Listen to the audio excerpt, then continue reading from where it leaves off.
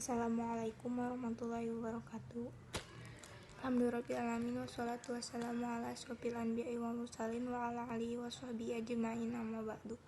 Yang pertama-tama dan paling utama, marilah kita panjatkan puji beserta syukur kepada Allah Subhanahu wa taala yang telah memberikan kami kesempatan dan kemudahan dalam menyusun makalah ini.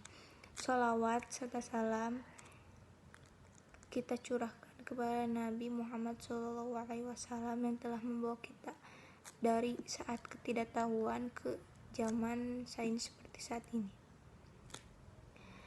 Dan yang saya hormati Ibu dosen pengampu IBD, IAD, dan ISAD, Ibu Kuliah Rahmah, dan izinkan kami membawakan judul makalah dampak iptek terhadap kehidupan manusia. Izinkan saya menjelaskan latar belakang dari masalah ini. Iptek sangat berhubungan dengan manusia. Dapat kita katakan bahwa iptek adalah terapan ilmu pengetahuan yang dapat dimanfaatkan oleh manusia dalam memenuhi kebutuhan hidupnya. Salah satu contoh perkembangan iptek di bidang komunikasi, yaitu di mana pada saat zaman dulu handphone itu sangat langka karena harganya sangat mahal, dan berbeda dengan zaman sekarang yang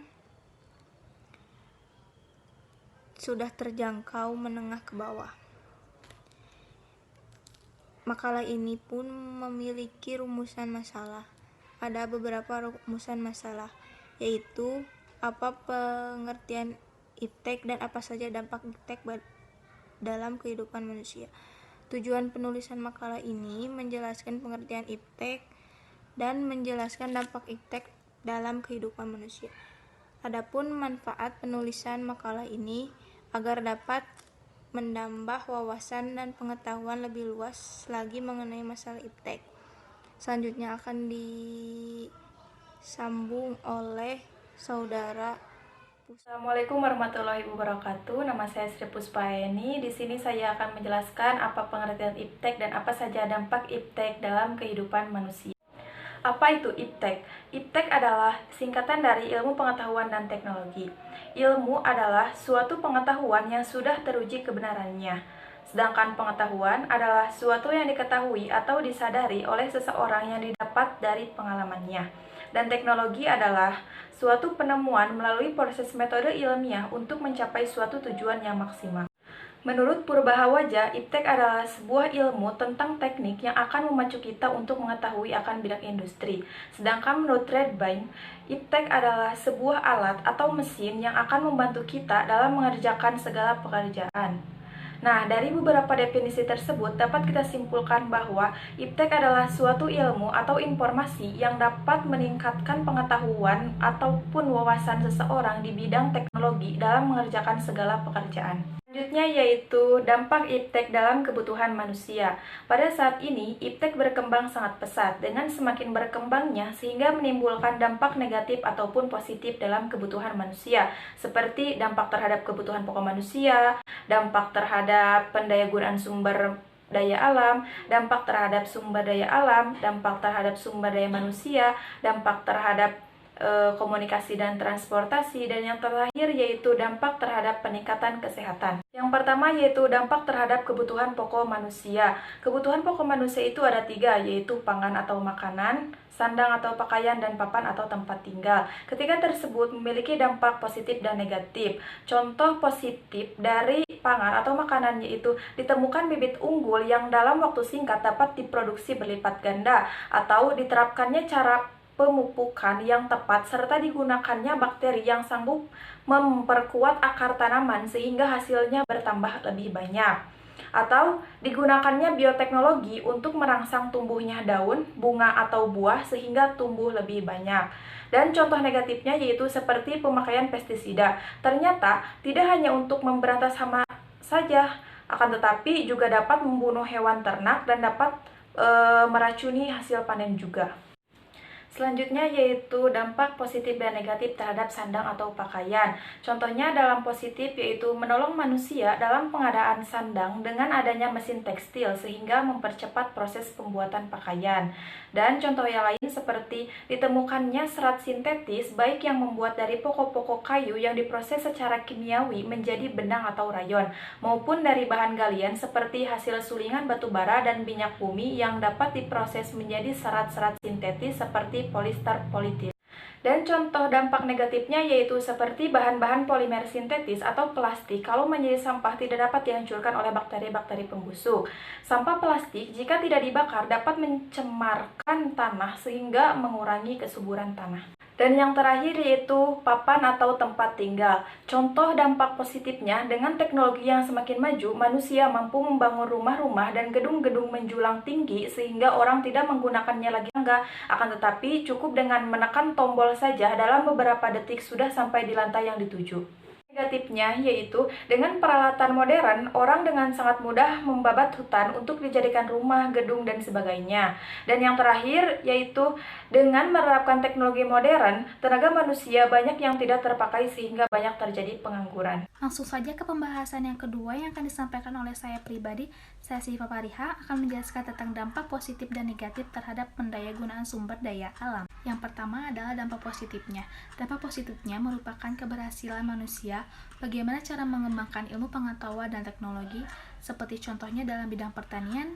Keberhasilan petani sangat tergantung bagaimana cara petani memilih tekstur tanah yang bagus, lahannya bagaimana cara memilih pupuk, tanaman, serta bibitnya bagaimana. Yang paling utama adalah bagaimana cara pengelolaan media tanamnya sehingga menghasilkan panen yang sangat baik sehingga dapat dikonsumsi oleh manusia. Seperti contohnya adalah padi. Contoh yang kedua, dalam bidang industri.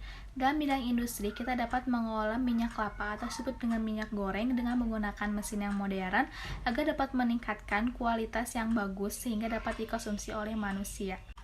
Nah, dalam sisi negatifnya, kita sebagai manusia tidak akan menyadarinya. Karena kenapa?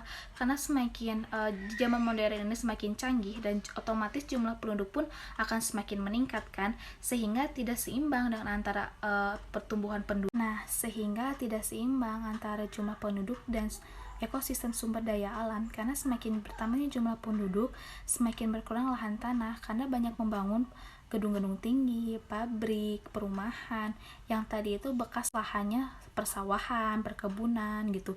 Jadi membuat tanah tuh menjadi gersang, cuacanya pun menjadi gerah gitu kan. Nah, adapun contoh-contoh dalam sisi negatifnya yaitu banyaknya pabrik sehingga limbahnya menyebabkan pencemaran lingkungan baik berupa gas, cair maupun padat. Yang kedua adalah penggunaan pestisida secara yang berlebihan yang menyebabkan tanaman menjadi rusak. Yang terakhir adalah banyaknya kendaraan yang masih berbahan bakar solar seperti angkutan umum, bis gitu, mobil maupun motor gitu, karena itu mengakibatkan polusi udara itu tercemar luas karena menjadi pohon-pohonan atau tanaman yang lainnya itu menjadi layu gitu. Nah, mungkin cukup sekian yang bisa saya sampaikan. Mungkin dilanjut oleh rekan saya. Terima kasih. Assalamualaikum warahmatullahi wabarakatuh. Nama saya Hasnur Aziza dari kelompok 4. Di sini saya akan menjelaskan mengenai dampak iptek terhadap sumber daya alam dan sumber daya manusia. Yang pertama adalah sumber daya alam, yaitu bahan tambang, misalnya seperti minyak bumi dan juga batu bara. Dua-duanya yaitu sumber daya alam yang tidak dapat diperbaharui tetapi bisa didaur ulang. Dengan adanya iptek, limbah batu bara bisa dijadikan campuran semen maupun aspal. Selain itu, dampak positif dari iptek untuk pertambangan adalah mudahnya menambang karena sekarang sudah ada mesin-mesin canggih dan juga alat-alat canggih untuk mempermudah pertambangan. Dampak negatifnya yaitu karena mudahnya menambang, sumber daya alam minyak bumi maupun batu bara menjadi cepat habisnya karena mudahnya pertambangan tersebut. Lalu selanjutnya ada sumber daya alam yaitu air. Air merupakan sumber daya alam yang dapat diperbaharui tetapi jumlah maupun kualitas air tersebut bisa saja berkurang karena diperbaharui. Lalu selanjutnya ada hutan, ternak, dan hewan. Sumber daya alam ini juga termasuk sumber daya alam yang dapat diperbaharui karena dapat diternakan maupun ditanam kembali. Tetapi jika dipakainya berlebihan, sumber daya alam itu juga bisa saja habis karena pemakaian yang berlebihan. Contohnya seperti penebangan hutan yang semena-mena yang menyebabkan tanah menjadi erosi. Lalu di sini juga ada sumber daya alam tanah. Tanah juga termasuk sumber daya alam yang dapat diperbaharui. Namun jika tidak hati-hati dalam pemakaiannya, tanah juga bisa kehilangan kesuburannya. Misalnya tanah dibiarkan kosong dan tidak ditanam tanaman maupun tumbuhan. Dan terakhir ada udara. Udara merupakan sumber daya alam yang sangat dibutuhkan bagi manusia, hewan, maupun tumbuhan. Komponen-komponen yang ada di dalam udara yaitu 20% oksigen dan 0,03% karbon dioksida yang berguna bagi organisme. Penggunaan iptek khususnya pada bidang kedokteran juga menggunakan udara, yaitu sebagai isian tabung oksigen untuk para pasien yang ada di rumah sakit. Selanjutnya ada dampak iptek terhadap sumber daya manusia. Dampak positifnya yaitu yang pertama, perkembangan ilmu, pengetahuan, dan teknologi dapat mendorong manusia untuk mendayagunakan sumber daya alam menjadi efektif dan efisien. Manusia menciptakan sebuah sistem transportasi maupun komunikasi yang dapat memudahkan kegiatan, yaitu contohnya seperti adanya aplikasi Grab, Gojek, maupun WhatsApp untuk berkomunikasi. Lalu yang kedua ada perkembangan ilmu pengetahuan dan teknologi yang dapat menaikkan kualitas sumber daya manusia, yaitu dengan keterampilan dan kecerdasan manusia. Karena membuka kemungkinan tersedianya sarana dan prasarana yang menunjang kegiatan ilmiah. Selain itu juga terbuka kemungkinan meningkatkan kemakmuran dan kesejahteraan manusia. Dan ada juga dampak negatif dari iptek. Yang pertama yaitu semakin meningkatnya pengangguran yang dikarenakan pekerjaan yang tadinya dilakukan oleh manusia sekarang diganti oleh mesin seperti robot. Yang kedua, timbulnya pencemaran yang disebabkan oleh zat-zat beracun baik pada tanah, air maupun udara. Hal ini mengancam kehidupan manusia sendiri tentunya. Dan yang terakhir, karena teknologi pengamanan manusia tanpa disadari lambat laun dapat mematikan imajinasi, perasaan, dan kejiwaan manusia itu sendiri. Segitu saja dari saya. Wassalamualaikum warahmatullahi wabarakatuh. Izinkan saya menjelaskan dampak terhadap komunikasi dan transportasi.